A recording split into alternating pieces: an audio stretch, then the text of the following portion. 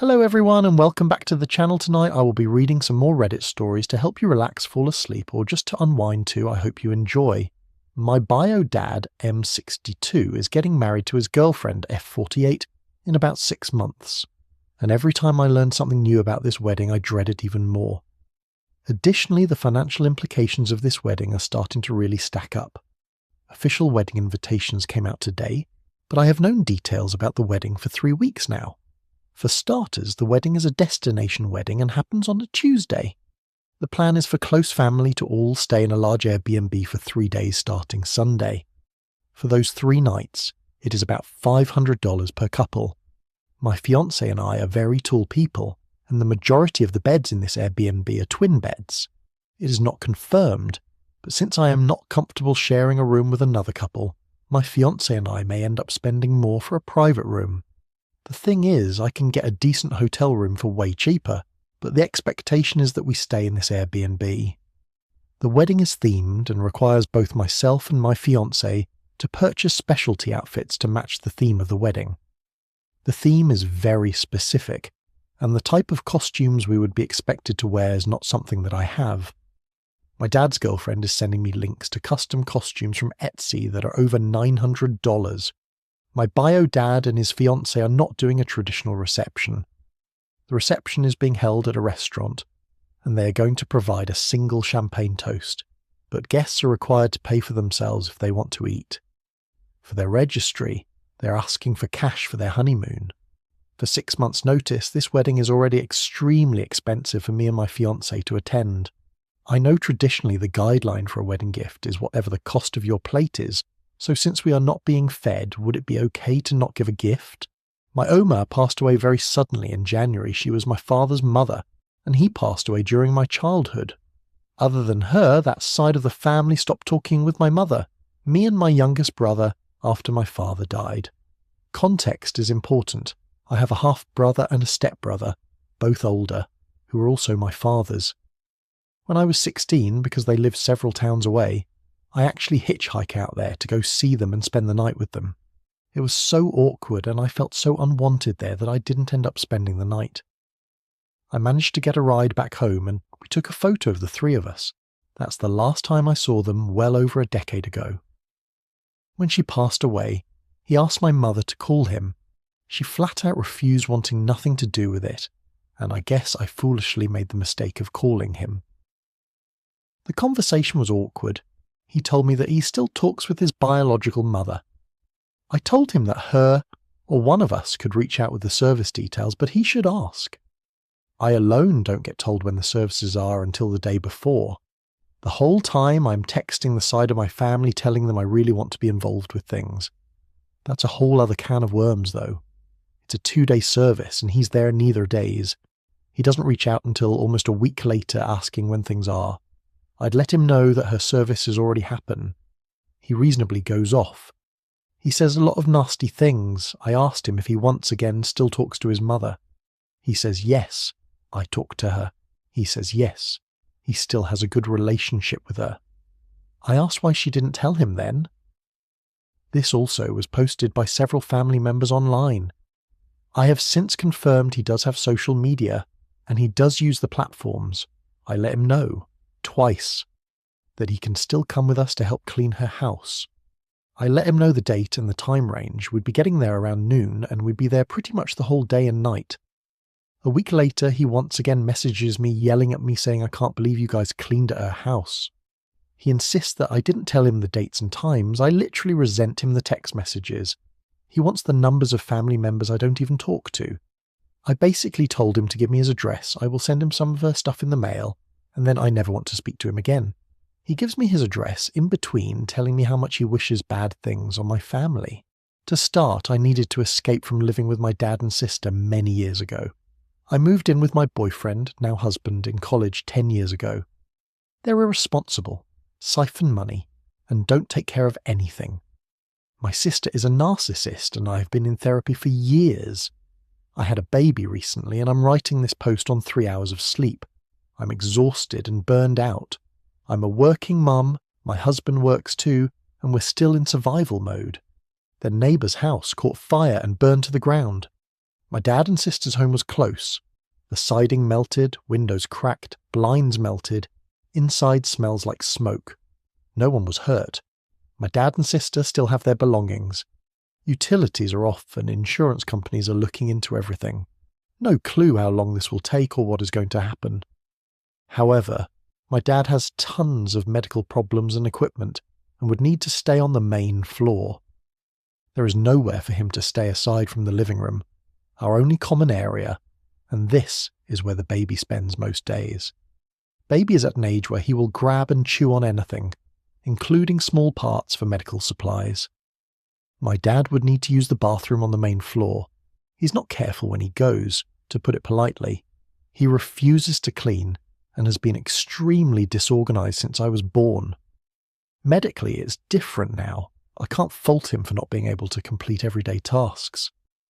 My concern is the possibility of incontinence, and being around the baby is worrisome due to health concerns, as well as me needing to mother my own father on top of my son. My sister and her cat have already been staying with us over the weekend. Dad is considered a displaced senior with medical necessities, so the hospital has taken him for now. They want him out soon.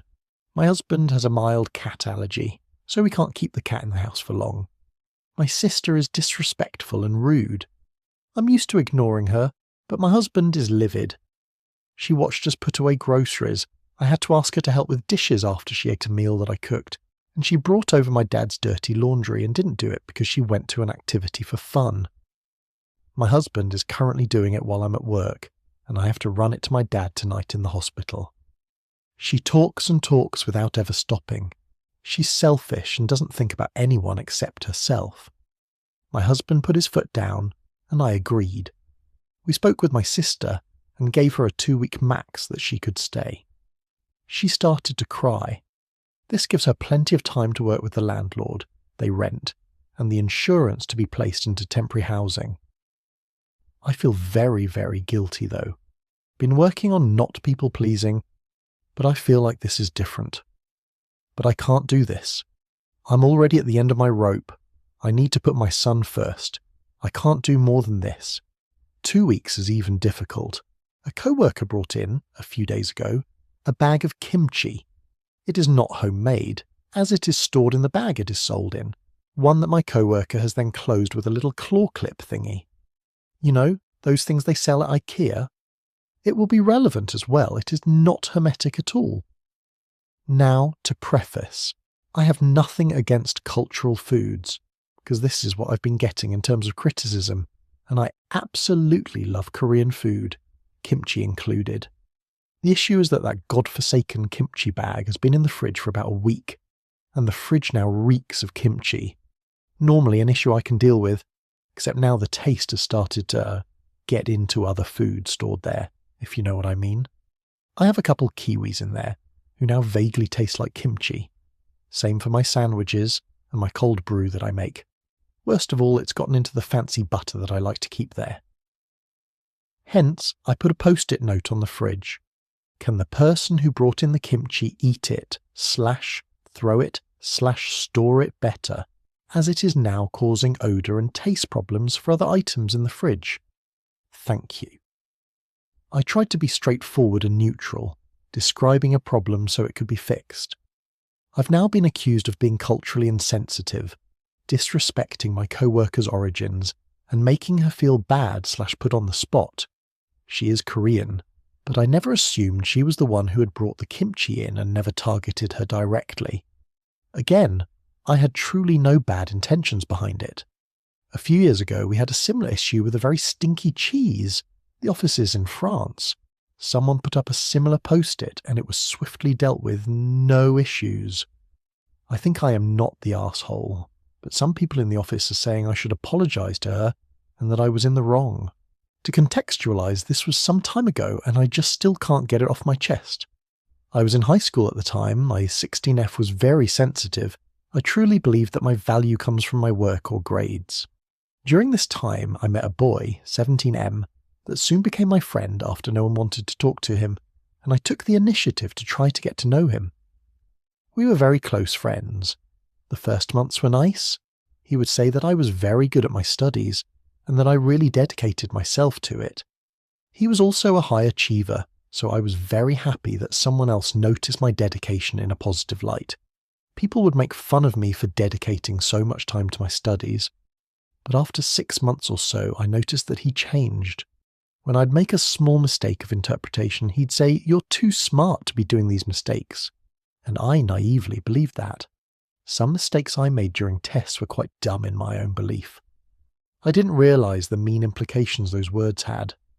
It got to the point that I noticed he was starting to point it out very loudly in the middle of class. I'd show him my test and be very proud of my grade, but he'd respond with, "Wow, you made a mistake in that. How dumb." It was starting to get toxic to the point I wanted to distance myself, because I realised I started believing I was dumb, and according to all my friends, I am not dumb. I didn't want to talk about anything related to tests anymore after that. But then, in a later week, the results for the English exam came out. I almost got a 100%. I got a 90%. I recall it was a high grade. My only mistake was not noticing that the text was clearly a metaphorical text, and they had a field day with my teacher. They were, no joke, in the front of class laughing at my mistake, doing the metaphors literally like, the days run together, and they'd run around the class saying they are Monday and Sunday. I couldn't handle it anymore and ran to the school therapist that also works as a coordination. But when I went to complain about A, the therapist didn't do anything about him. Said something about, everyone has their problems, he might have been rude to you, but he's also passing through stuff. It is not in my position to say what he was experiencing, but it was heavy. I felt so terrible for 2 reasons. 1, the fact he had been mocking me our entire friendship, and 2, that I was being an arsehole to a guy who was passing through stuff. The only person who gained accountability was my teacher. So I confronted A, telling him I feel like he's being toxic and purposely bullying me. He said he wasn't, and he thought it was funny because I laughed along. In the end, I just told him I'd be distancing myself for an unknown period of time because I felt hurt and offended. He said I was over-exaggerating and tried to talk to me several times, apologising and all. So AITA for cutting him off as if we were never friends in the first place. My relationship with my parents was never great. Both were the kind of parents that gets home at 8 p.m. because of work and justified it by saying it was the best way to secure my older sister's and I's futures. I'm a college student and my uni isn't far from my parents' home, so I still live with them. I don't have a student job since my parents want me to focus on my studies. Things started going awry after my paternal grandmother died in August. My father understandably wasn't doing well. He got fired years ago. Over his anger issues, he didn't treat his subordinates well, and spent his days studying the stock market to earn his own wage, as he tells my mother. After my grandmother's passing, he dealt with the inheritance papers. He was still in the optic of helping my sisters and I to live a comfortable life, and thus handed us directly the money. It would have been nice, hadn't he? Then started to encourage us to invest the money in the stock market to get even more money. Spoiler alert, I'm not an econ student, so I don't understand much about the stock market except that it's not guaranteed gain. Hence, I was reluctant to follow my father's advice. So were my sisters. Around Christmas, his encouragement turned into orders lest we had to give the money back to him since we didn't want to do anything with it. I know he can't actually get the inheritance back since he handed it to my adult sisters and I. But since I live with him and don't want to be yelled at, I began slowly doing what he wanted by taking the necessary steps to open an investing account, but never moving the money. Last week my father finally snapped and told me to hurry up, or he would kick me out of the house. My mother didn't say anything at the moment, but in private she urged me to just do what my father wanted because I was making myself miserable just to contradict him. I tried telling her I wasn't opposing him for funsies, but because I was wary of the stock market and just wanted a father, not a banker. She didn't believe me, said I thought that, only because I had never lived on my own. When I told my sisters, they said he was crazy, and that our mum was gaslighting me to safeguard her peace with our father. My sisters also both invited me to live with them, but I'm uncomfortable with the idea since their apartments aren't that big and they both are married and want children. I genuinely don't know what to do. I have no doubt my father needs therapy, but at the same time, he is acting for my long-term happiness, and doing as he says would be easy. Yet ever since this whole thing started, I felt like crap. Maybe I'm just as dramatic as my mother thinks I am, because I've started hiding in my room to avoid him. Each time I hear him move around the house, I pray that he won't come to my room. What do you all think? Am I the arsehole? And should I just grow a thick skin? It's my first year of university, and I'm living in a co-ed dorm with 5 other people. We decided pretty early on that we'd split the chores, or actually, one of my roommates, who's friends with 2 of them, just sent a picture of a sticky note of the roles we were to have. There wasn't any real choice in the matter, but no one really complained, so that was that. However, the 2 who ended up with the role of dishes were her friends, and pretty early on the 3 of them essentially said, "We aren't putting dishes into the dishwasher, not our job." At first I was annoyed by this, and I voiced the fact that I felt like they had the easiest job and wanted it to be easier, but nothing happened. All they do is turn the dishwasher on and take the dishes out. They don't clean the dishes, nor do they make sure that they're clean before putting them in the cabinets. On a regular basis, I find filthy dishes that were put away. Meanwhile, 2 of my roommates clean the entire apartment every month, not including our rooms, and it's a sizable apartment. They scrub, mop, vacuum, the full works, and the girl who decided our roles randomly, and I have to take out the trash and recycling. I think I pulled the short straw because I either have to buy recyclable bags, take both our recycling bins at once, or do 2 trips, but I honestly prefer that to taking down bags of filth. And we live at the end of the hall on the 10th floor. Unfortunately, our building's elevator only goes up to the 9th, so we have to walk across a hall, down a flight of stairs to the elevator, and to the dump outside our buildings. In rare cases when our janky fire alarms go off, I've had to walk the full 10 stories. But the point is that the dish runners, they told me not to call them dishwashers since it's not their job to wash the dishes, have the easiest job of all of us by a large margin in my opinion. Cut to now, after winter break I came back and genuinely forgot about the rule that the dish runners don't put dishes into the dishwasher. One of my roommates, who just doesn't seem to like me, just seems to have some gripe with me as of recent, sent a message to the group chat about dishes I left in the sink, and I remembered the rule, thought about how dumb it was, and decided to bring the issue up with them. I asked them, well, there were 4 of them in the room, the dish runners, their friend, and the one who doesn't like me, if they could just take the dishes from the sink into the dishwasher. I explained that if the dishwasher is free, I just put my dishes into it, but if it's full or running, I can't, and just leave it in the sink. They told me no, that they wouldn't, and that I should hand wash any dishes I used. The one who complained originally asked me, "You clean up messes even though my role is cleaning. Why shouldn't you do the same for them?" I thought it was a rather weak point, but I just decided I'm just done. I'm not going to argue with them.